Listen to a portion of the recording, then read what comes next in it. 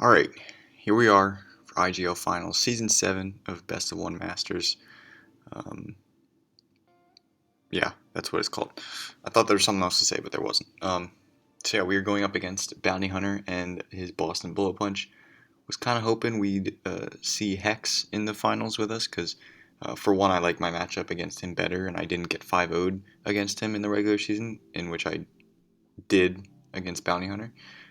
But not just that, but me and Hex were both like the number 4 seeds, like the worst seeds in our division. And I just think it would be kind of cool for both of the number 4 seeds to get in to the finals. That would be really cool. But nonetheless, and Hex, I watched that battle. That was after my semifinals battle, and I was watching it, and I'm like, Hex could pull this off. He was making really good doubles, making really good plays, but of course, Bounty Hunter is also a really good player, so he knew what he had to do to win the game, and late game just found a way to pull it off. So here we are facing the guy that 5-0'd us. I don't know, week 6 or something, like either week 5 or week 6, something like that. I actually prepped for his team in week 2. I prepped for the wrong team, and that's why I lost week 2. Well, it's not why I lost, but it was obviously a big contributor to why I lost that game. So yeah, we've been very familiar with this guy's team for a while. So I'll go run through it again real quick. He's got Mega Scizor, Galarian Zapdos, Slowking, Chandelure, Zeraora, Diancie, Nidoqueen, Audino, Orbeetle, Cryogonal, and Tangela. Now, last week we faced the 14th Doctor, who we faced in the regular season and lost to as well, and we did pretty well against him because he brought like a lot, like all the same 6 mons that he did the first time. So hopefully he brings the same 6, because if he does, I like our chances, honestly. But we will see. I mean, he didn't bring Galarian Zapdos last time, and I've run through a few mocks, and that mon has fucked my team basically. So I hope he doesn't bring that, but I'm kind of confident that he won't, because he didn't bring it last time we battled. So we'll see what happens. You've been staring at the Snorlax for a while, so I'll just go right into the set here. We have the Lagging Tail, Spadef, Snorlax. Oh, before I get into anything, even though I guess I already have, shout out to DL Sunny, or Sun, whatever he wants me to call him. I don't know. I've been asking his help throughout this season of the IGL and even some of the SPS, and he's always brought some good points to me, and I've made some changes accordingly. So my EV spreads are a little bit more refined thanks to him. So definitely big shout out to him for helping me in that department. Because a lot of times I'm just thinking, like, there's no real point to do that. But if it does, you never know, basically. And I like to make it look like I'm smarter than I actually am. So there's that. Yeah, so we got the Snorlax with the Lagging Tail. So basically, last time I battled him, this mon was, I'm like, this is great. I need something for Chandelure and Nidoqueen. Snorlax does perfect against both of those mons. But as it turns out, he had Chandelure out, and the first time I switched into Snorlax, he Toxicked it. And then the second time I switched Snorlax into Chandelure, he Tricked it. So now I have a Toxicked, Choice Scarfed Snorlax that can't recover and can't really do anything, so it's pretty much useless. I'm not going to let that happen this time, okay? If he tries to trick me, he'll get punished by getting a Lagging Tail, which is going to make him move last in the priority bracket every single time, which is great because like, I mean, if I flung him an Iron Ball, I still wouldn't outspeed him because Snorlax is so damn slow. Whereas if I give him a Lagging Tail, I will actually outspeed him. So, and I don't really care about the fling damage because, I mean, other than like Slowking, I'm kind of fine because I can just Earthquake the Chandelure. I mean, so I don't really need the extra fling damage. But anyway, basically the Snorlax is gonna 1v1 everything on his team except for Mega Scizor, Galarian Zapdos, and a physical Zeraora. If it's special Zeraora, we should still be able to deal with it really well. Even if he has like Aura Sphere, like a modest no item Aura Sphere does like 20 to 24% to me. It's crazy. And then we have a little bit of defense so that we can take a max attack adamant superpower from Mega Scizor, which would be really cool. I mean, it's obviously going to do like a lot of damage, and you might not think that like a 5% healthy Snorlax is going to do anything, but if he does end up like locking himself in a Shadow Ball or something with Chandelure, then I can bring this thing in and go for a rest. Or if Slowking is on the field and I somehow get Snorlax in, like maybe after Slowking gets a kill or something, I'll actually be able to outspeed that Mon because I have 4 EVs in speed. We're both base 30, so that's what that little 4 in speed is there for. But yeah, this Snorlax is kind of like the captain of this team in a way for this week, because it really, I mean, honestly, it deals with everything except for Mega Scizor, Galarian Zapdos, and physically offensive Zeraora. So that's great.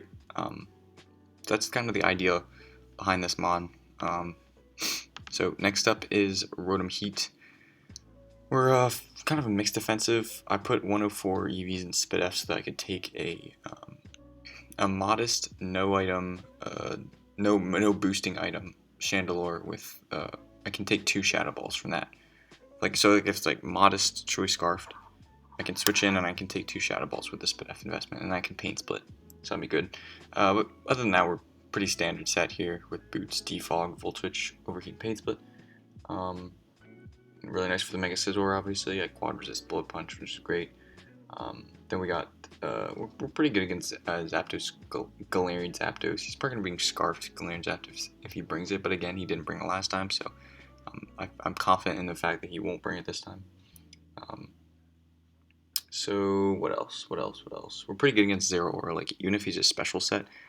That's also why the special defense investment is nice, so we can kind of take on any Zeraora set that he wants to be, unless he's like a Calm Mind set. That would be bad, but yeah, that's about it. I mean, we can deal with Nidoqueen a little bit better with the Spit F investment. I don't know. I feel like a bulkier Nidoqueen's gonna come. I don't think he brings a Life Orb set. I think last time he brought like a Spit F Nidoqueen, like with Black Sludge. Sorry if you can hear the wind in the background. It's a pretty windy day today.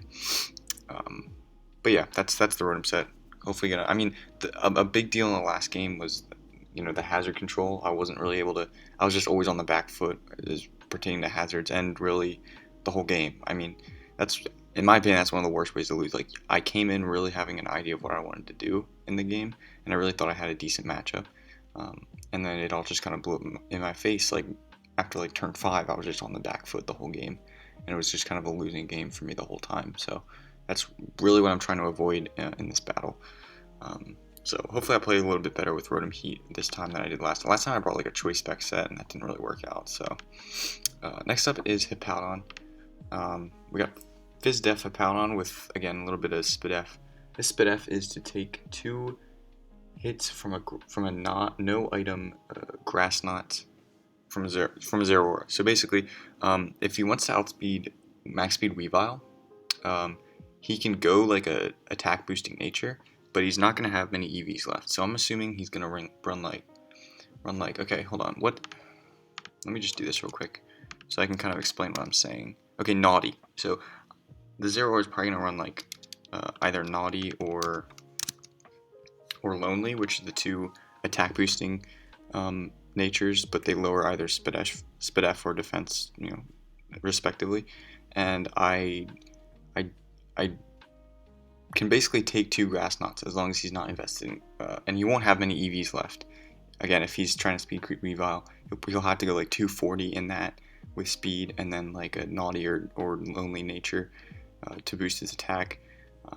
Because the physically offensive Zeraora I don't really care about, but if he's got Grass Knot on there, I want to be able to take 2 and kind of beat him that way. So of course, if he's like a fully special set, I'm not going to live many. I'm not going to live 2. But this is on the off chance that he is kind of that mixed set, biased towards the physical set, towards the physical EVs. So yeah, I just realized that Hippowdon and Zeraora have the same exact attack stat, 112. That's, I don't know, that's useless, but yeah, something to keep in mind. But yeah, as far as the set, like Rocky Helmet just to damage. This is Rotom and Hippowdon are kind of here for his, again, Mega Scizor, Zapdos, Galarian Zapdos, and did I say Mega? I don't know. Mega Scizor, Galarian Zapdos, and Zeraora. If we can stop those 3, Snorlax just kind of beats everything else. So that is the plan. With this mon, no sand. I don't really want the sand. I feel like sand chip on my mons is gonna be worse than on his mons because he has a wish passer and auto, which I do think he brings to this match. Um, so yeah, I don't really want the sand here. I'm not bringing Mega Dancy, so it doesn't really matter. Stealth Rocks are nice because he doesn't have the best hazard move. Cryogonal is not coming because let's face it, it's not coming. Mega Scizor is his only other hazard mover. So he could definitely bring Defog Scizor, but even if he does, Scizor doesn't really do anything to about on. And I can just Whirlwind it out. So yeah, I can't hit Galarian Zapdos, but I can Whirlwind it. So do some, hopefully, nice residual damage with the Rocky Helmet. So yeah, that's the Powdon set. Next up is Mienshao with enough speed to speed creep Galarian Zapdos, of course. I feel like I'm talking too quickly because I'm over analyzing my team here. This was like originally a Choice Banded set, but I changed it to Life Orb because I want to be able to change up my attacks. I know that Audino is probably going to come. It's probably going to bring Protect. So I want to be able to change up my moves. I have Close Combat, U-Turn, Knock Off, HP Fire, obviously for the Mega Scizor. We're running Naive instead of Hasty because I want to be able to take a Bullet Punch from Scizor. If I'm a little bit chipped, I still want to be able to take that. And then, of course, we have Regenerator as our ability to get a little bit more health back. Works really well with Life Orb because Life Orb's damaging you, but then you're getting it back with Regenerator. So, yeah, pretty self-explanatory set here. I really want that because if he brings Audino, my team has a problem. My team struggles with that mon, especially if it brings Heal Bell. But if I have Mienshao there, I'm in a good position with that. Next up is Gourgeist, Choice Banded, bringing this the third time this season. I really like Choice Banded Gourgeist, especially in this matchup, because his only switch into a Poltergeist is Audino. Of course, Audino is going to get 2 KO'd by a Power Whip no matter what, as long as it hits, of course. Shadow Sneak for priority, because priority is nice in general. And then, of course, Trick, because Trick is nice. Tricking like the Audino would be nice, or the... I don't know, like, I guess that's it. I don't really need any other coverage though, so I might as well bring it. Or I guess tricking the Tangela would be nice. That mon probably takes 2 Poltergeists, but of course I don't think it's coming. A little bit of speed so that he has 3 base 50 mons actually, in Diancie, Audino, and Tangela. So if any of those 3 come and they want to try to speed creep Gourgeist, I have a little bit of speed on there just in case. So basically hoping to get this mon in and just click buttons. Last but not least, we have the Weavile. Enough speed for... I guess I did put enough speed on it for the Cryogonal. I thought at first I put enough speed on it only for Galarian Zapdos, because let's face it, Cryogonal's not coming. But I feel like, I mean, I guess I just thought that, you know, it's not really going to matter. The EVs, I put him 40 in defense just in case he doesn't run any attack on Scizor, and I'm able to live a Bullet Punch from full. That's what that's for, because I actually did live one. I lived a Bullet Punch at like 3% because I had the defensive investment in one of my mocks I did. So basically, Akaberry Natural Gift is going to be Natural Gift Fire, and that's going to do a lot of damage to Scizor because he probably doesn't Bullet Punch on the Weavile. He probably expects a switch out into the Rotom or the Hippowdon, in which he'll, you know, Defog Rocks or Roost or just U-Turn. And then of course I can catch him with the Natural Gift. So that is that. Of course, Dual Stab hits his team really hard. Adamant Nature makes me hit even harder. So, yeah, that's it. So that is the team. This is a really long. This is like my longest team builder in a while. I hope you guys enjoyed. Definitely wish me luck. This is gonna be a really tough battle, but I feel like we have the team to put up a decent fight. I'm gonna try really hard to not make this like the game that happened earlier in the regular season when we just kind of got on the wrong foot and then just never got back into the game. So yeah, with that being said, I'm gonna cut the video right here. We're gonna go to the battle, and it's gonna be post-com, of course, and yeah, I'll see you there. Okay, here we are in the battle. My opponent brings the Mega Scizor, Chandelure, Slowking, Zeraora, Audino, and Nidoqueen, the same 6 that he brought in the last game. I'm pretty sure he brought the Slowking. Yeah, this is the same exact 6 that he brought in the regular season, which makes me a little bit more confident, if anything. As I talked about in the team, but I really did not want to see Mega Scizor or Galarian Zapdos. Mega Scizor's fine, but like I didn't want to see Galarian Zapdos, so glad I'm not seeing that. Looking at his team, it could just be the same kind of makeup, like a bulky Nidoqueen, Scarf Chandelure, support Defog Mega Scizor, stuff like that, But we can't be too sure, So as far as my lead, I'm gonna lead Hippowdon here because it kind of deals with his leads. If he wants to lead like Zeraora to try to get a Volt Switch off and kind of gauge what I want to do, that's good for me. Well, unless he's like especially offensive with Grass Knot, that would kind of suck. But it also beats kind of Nidoqueen if he wants to lead with hazards. It beats, I can Toxic Soaking if he leads with that. I mean, it's just decent in overall for leading and getting up rocks. So without further ado, let's go ahead and start the battle right now. Let's go ahead and get into this. So I'm going to lead Hippowdon, of course.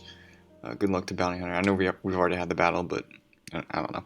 I'm going to go for Rocks as he leads Nidoqueen. That's good for me because I was really hoping he wouldn't go for like an offensive Ice Beam there and do a lot of damage. So he goes into Mega Scizor and knocks off my Rocky Helmet. A little bit annoying, but again, not seeing the Galarian Zapdos doesn't really matter to me that I have the Rocky Helmet on me. So I'm going to be able to Whirlwind him out. Get a little bit of residual on the Audino. He's going to go for Body Slam, which is fine. Probably should have slacked off there that turn, but that's okay. He's going to bring out Nidoqueen. I'm going to bring out Nidoqueen with the Whirlwind, and then he's going to go back into Slowking. I'm assuming he's predicting like an Earthquake. I go into Snorlax because I didn't want to take an Ice Beam. It wasn't really worth it for me.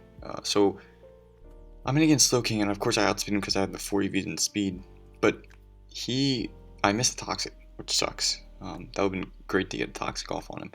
So I go back into Hippowdon as the Scizor comes in.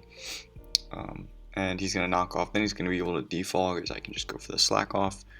If he had U-turn and he went for it, he didn't really have any room for U-turn because he's already shown me 3 moves and none of them are Bullet Punch. So I'm assuming he has to have Bullet Punch. So I go for Rocks. I mean, this is kind of a winning situation for me because I can just Whirlwind him out at any point. And I can kind of predict when he's going to go for Defog. Similarly, he can predict when I'm going to go for Stealth Rocks, and that's what he does here. He goes into Slowking. And here I'm just going to bring out Snorlax as he's going to go for the Scald, which is good for me. Well, not really because he got the burn. In fact, that burn's a little bit annoying because, first of all, it gets 6% damage at the end of every turn when Snorlax is in, which is a little bit annoying. But it also kind of pressures me more to rest. And of course, I don't have Sleep Talk on this set. So that's a little bit of an issue. But that's okay. I'm going to play the patient game here. Just going to go back into Hippowdon as he roosts off the damage. And here I'm going to be able to go for an Earthquake, do a little bit of damage. Just damage tells me he is physically defensive Slowking. So that's good to know. I go back into Snorlax here as he goes for Future Sight, which is a good play for him. But here I believe I just click Rest. Because, I mean, if he goes into Scizor, that would have been really bad actually if he went into Scizor, because then I'd have to go into Hippowdon and take a Future Sight. But he goes into Nidoqueen, and I'm fine with this. And then he goes for a Substitute, so I'm like, okay, you don't have Black Sledge. You're going for Substitute. Are you gonna try to like, I don't know what kind of setup moves Nidoqueen gets, but he's just gonna go for Sludge Wave, which is fine. That does 20% to me, so I'm not worried about that. He's gonna Sludge Wave again as I wake up, break the sub with the Earthquake. And at this point, he's kind of forced out. So he goes into Mega Scizor as I just rest again, because I can't let this thing get too weak. I mean, it's a massive Pokemon in this matchup. So I go into Rotom this time instead of Hippowdon, just trying to switch it up. I don't want to become too predictable. I'm going to predict him to predict the Overheat. I'm going to go ahead and go for a Volt Switch. I knew there was no way he was predicting. There's no way he was going to risk his Mega Scizor like that. So now I get a free switch into Mienshao as I just click Close Combat. It's an easy play for me. He goes into Slowking, which is a good switch in for him. As I really wanted to stay in here and just click Knockoff, but I just went for the U-turn just to play it safe here. I have a free switch in Snorlax, so that's okay. So he does go for Teleport, so it's a little bit unfortunate. He gets Audino back in, so I'm assuming this thing wants to try to Wish or something. but he just goes for the knockoff, so I'm like, oh, okay. At least I get to keep my lagging tail on the Snorlax, but he goes for protect as I go for close combat. I'm not going to make any crazy plays right now. And of course he goes into the Mega Scizor as I try to catch the Slowking with a knockoff. That would have been really good. And then he doubles into Slowking, which is weird because if I just go for U-turn there, I'm fine. So I don't really know why I don't really know why he doubled there, because if I go for U-turn, I'm in a great position. Anyway, I showed the Hidden Power Fire, which is a little bit annoying as I go for the knockoff here, trying to do a little bit more damage. He definitely doesn't have Future Sight and a Psychic Attack. In fact, we've already seen all 4 moves now, with him having Slack Off. So here I'm just gonna have to U-turn out, just again playing the patient game. Gonna burn a turn of Sleep there as he goes for Teleport back in. Oh, this time he goes into Chandelure. So I know he's gonna try to trick me here. That's exactly what he does. I give him the Lagging Tail, which is exactly what I wanted to do. He gives me a choice Specs instead of a Scarf, which has the same effect on Snorlax, but I'm going to be able to fling that away so I'm not locked into any move at this point, which is perfect. This is exactly how I wanted it to go. I was really scared he'd bring in Mega Scizor there, but he ended up bringing in Slowking, I guess, to try to teleport and shenanigans, get a little bit of momentum on his side. So he brings in Audino, and then he doubles out, I guess predicting a Toxic there. But I'm able to get in my Hippowdon and then just get rocks back up, which are great. And at this point, I kind of forgot he had Lagging Tail, so I was probably just gonna, if I remember that, I probably just would have stayed in Earthquaked. But knowing he was Choice Specs, he probably had a good amount of bulk, and so I think that was still probably the safer play to just go into the Snorlax to take the Flamethrower. So here I'm able to get in Rotom against the Mega Scizor, and I predict him to predict the Volt Switch, and I get that right as he goes into Zeraora, but I miss a Focus Blast, or I miss an Overheat, and then he hits a Focus Blast, of course. So now I'm gonna go into Gourgeist, and he's gonna Focus Miss, of course, because I'm a Ghost type. And at this point, I'm gonna fire off a Poltergeist, really hoping he doesn't bring in that Audino, but it was a pretty obvious play for him. Even if I Power Whip there, he probably just protects the next turn and then switches out into something, because he could have just calced the damage and noticed it was way too much to be anything but banded. Big wind gust.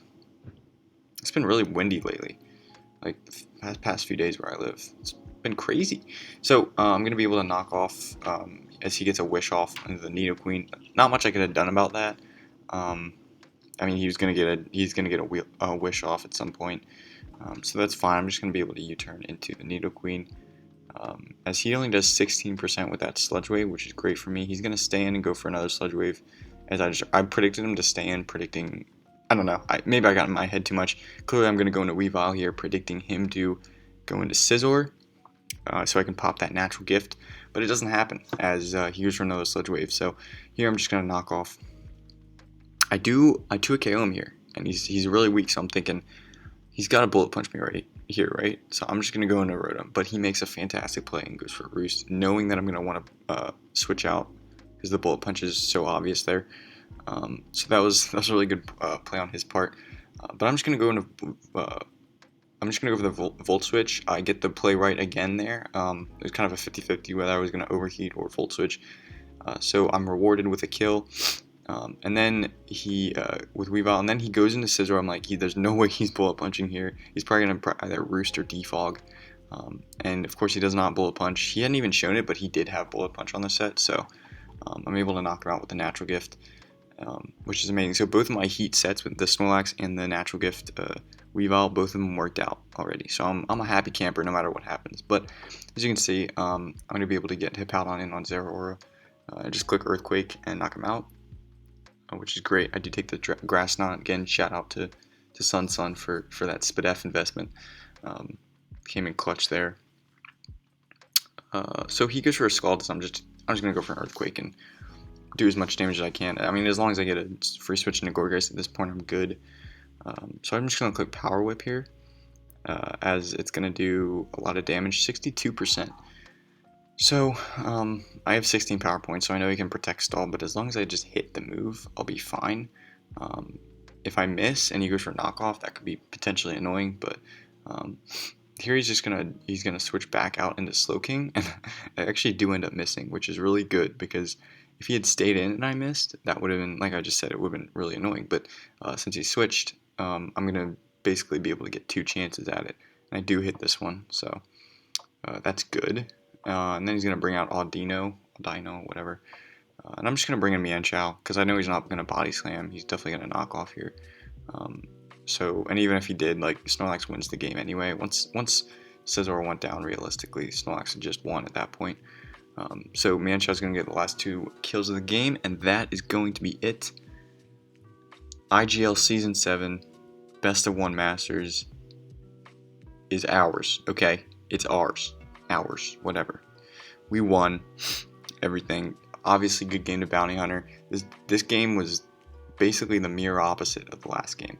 And I feel like I'm a little bit lucky because I had faced 2 people in playoffs that I had lost to in the regular season, which I think is a huge advantage to know how you lost rather than how you won, because there's really not much change you would make. Obviously, if you won, you want to win again, so there's not many changes you would make.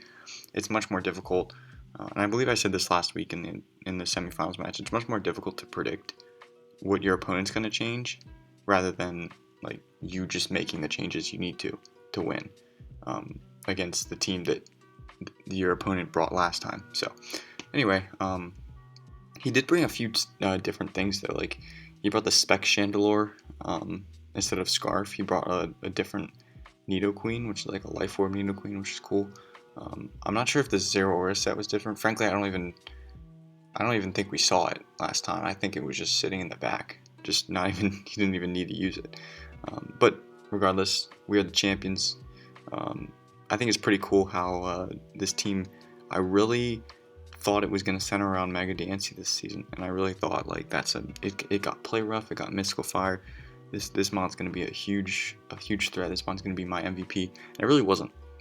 We've all came to every single game, and we've all put in the most work.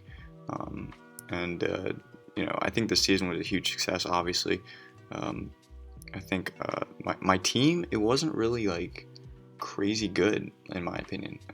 I think Bountyhunter really knew how to use his team, and that's what got him to the finals. And I don't really know what got me to the finals, but like I said, I mean, facing people that I already faced, I mean, I'm pretty good against people that I've lost to. I believe I'm like 3-0 now against teams that I've lost to, because I remember I beat T-Man or Tren in the quarterfinals of the IPA last season. Anyway, I'm getting carried away. Anyway, thank you so much for everyone who stuck with me this season. It definitely has ups and downs. I think it's kind of crazy to think that we wouldn't even be in the playoffs if JK had just battled Jarl, because he probably wins that game, even though I helped Jarl prep because I really needed him to win. I would have had my money on JK anyway. No offense, of course. It's just, I mean, looking at the matchups, I really thought JK would win, but he gave Jarl the forfeit win, which got me into playoffs, and then I was able to kind of take it from there. So, one more GG to Bountyhunter. I'm going to get out of here. I hope you guys enjoyed the video. Hope you guys enjoyed the season. I believe season 8 is going to be in like in a month or so. Same with SPS. SPS is going to take a longer break too. So yeah, gonna have a little bit of a break. I don't know what I'll do in the channel. On the channel, I don't know if I'll be able to. I mean, I will be able to record stuff. I just don't know what I will record. I don't know if I actually will. So yeah, I don't really know how to end this video, but I'm just gonna say thanks for everyone's help throughout the season, and it was a very successful season, I think, for everyone. We didn't have many forfeits or anything like that. So yeah, I'm gonna get out of here, stop rambling, and I'll see you guys in the next video.